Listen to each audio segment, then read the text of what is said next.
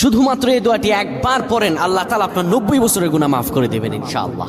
আপনার 90 বছরের গুনাহ মাফ হয়ে যাবে শুধুমাত্র এই দোয়াটি যদি একবার পড়তে পারেন। আপনার ভাগ্য খুলে যাবে, রিজিকে বরকত আসবে, মনের ন্যাক আশা পূরণ হবে, আল্লাহ আপনার সব দোয়া কবুল করে দিবেন। সুবহানাল্লাহি ওয়া বিহামদি।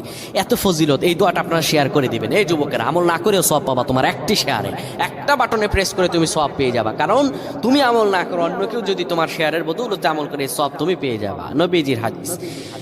আমার ভাইয়েরা, আল্লাহর কাছে দোয়া করা, আল্লাহর কাছে দোয়া চাওয়া, এটি হলো মুমিনদের কাজ। আমার আল্লাহ বান্দাকে বলেন, বান্দারে উদউনি আস্তাজিব লাকুম, আমার কাছে চাও, আমার কাছে চাইলে আমি আল্লাহ তোমাকে দিয়ে দিব। কেউ যদি একবারে দোয়াটি পড়তে পারে, দোয়াটি হলো রব্বি ইন্নী যালামতু নাফসি ফাগফিরলি। কেউ যদি এই দোয়াটা একবার পড়তে পারে, আমার আল্লাহ তাআলা তার 90